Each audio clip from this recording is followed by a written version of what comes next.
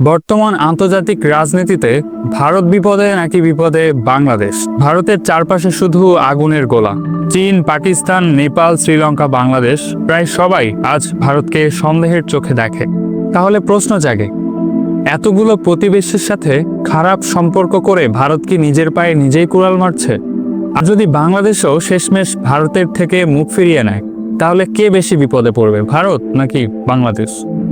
আজকে আমরা জানবো ভারতের প্রতিবেশী নীতির চরম ব্যর্থতা এবং বাংলাদেশের কৌশলগত সুবিধা, সবকিছু এক বিশ্লেষণধর্মী থ্রিলিং পর্বে।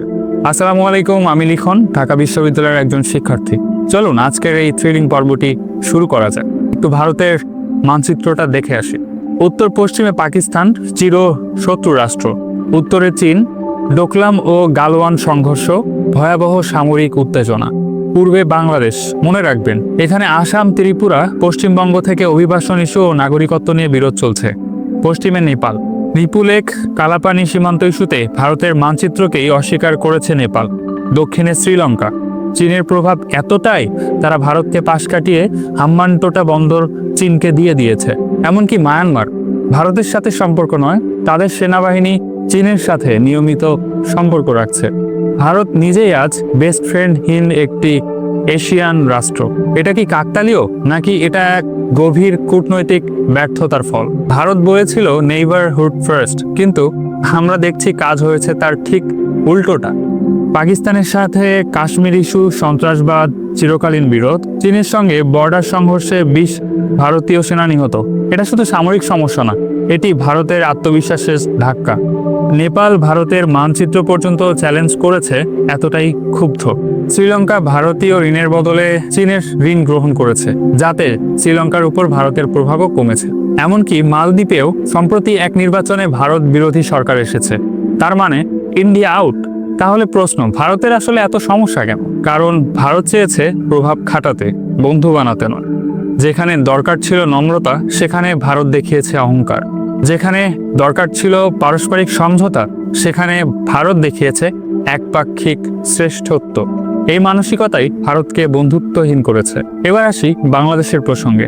বাংলাদেশ এতদিন ভারতের সঙ্গে মোটামুটি ভারসাম্যপূর্ণ সম্পর্ক বজায় রেখেছে, কিন্তু ভারতের নানা ইস্যু, যেমন এনআরসি ও সিইএ ইস্যু, সীমান্তে বিএসএফ কর্তৃক বাংলাদেশিদের হত্যা, তিস্তা চুক্তির অনিশ্চয়তা, এসবই বাংলাদেশের মানুষের মধ্যে ভারত বিরোধী মনোভাব বাড়িয়েছে। অন্যদিকে বাংলাদেশ সম্প্রতি চীনের সাথে পদ্মা সেতুতে বিনিয়োগ, উন্নয়ন প্রকল্পে অংশীদারিত্ব, রপ্তানি বাজার বিস্তার, এসবের মাধ্যমে একটি ভারসাম্য নীতি অনুসরণ করছে। এখন প্রশ্ন হলো, বাংলাদেশ যদি ভারতের সাথে সম্পর্ক খারাপ করে, তাহলে কে বিপদে পড়বে?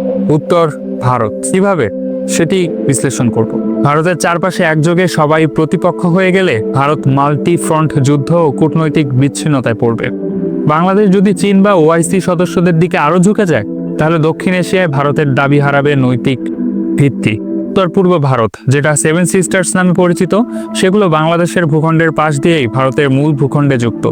বাংলাদেশ যদি ট্রানজিট বা সহযোগিতার জটিলতা তৈরি করে, তাহলে ভারত নিজের অঞ্চলেই বিচ্ছিন্ন হতে পারে। ভারতের অ্যাক্ট ইস্ট পলিসির জন্য অথবা পূর্ব নিধি পলিসির জন্য বাংলাদেশ একটি অনিবার্য কেন্দ্র। বাংলাদেশের এই করিডোর যদি বন্ধ হয়ে যায়, তাহলে ভারত সার্ক ও বিমস্টেকে কার্যকর নেতৃত্ব হারাবে। আচ্ছা, বাংলাদেশ কি তাহলে একদমই ক্ষতিগ্রস্ত হবে না? হ্যাঁ, বাংলাদেশ অবশ্য কিছুটা ক্ষতিগ্রস্ত তো হবেই। ভারত বড় বাণিজ্য অংশীদার, চিকিৎসা ও শিক্ষায় অনেকেই ভারতে নির্ভর করে।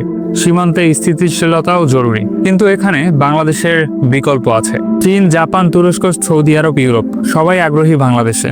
সুনীল অর্থনীতি বা ব্লু ইকোনমি বাংলাদেশকে পরিণত করতে পারে এশিয়ার সাগর তীরবর্তী শক্তিতে।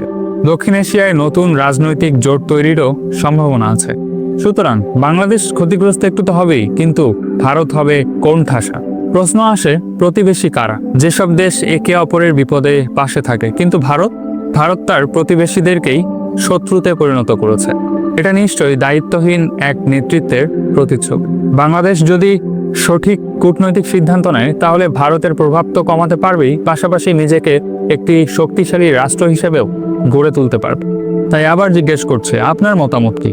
বাংলাদেশ বেশি বিপদে পড়বে নাকি ভারত বেশি বিপদে পড়বে? আপনার মূল্যবান মতামত কমেন্ট বক্সে জানিয়ে দিন। ভিডিওটি ভালো লাগলে অবশ্যই সাবস্ক্রাইব করুন। পরবর্তী ভিডিওর জন্য দাওয়াত রইল।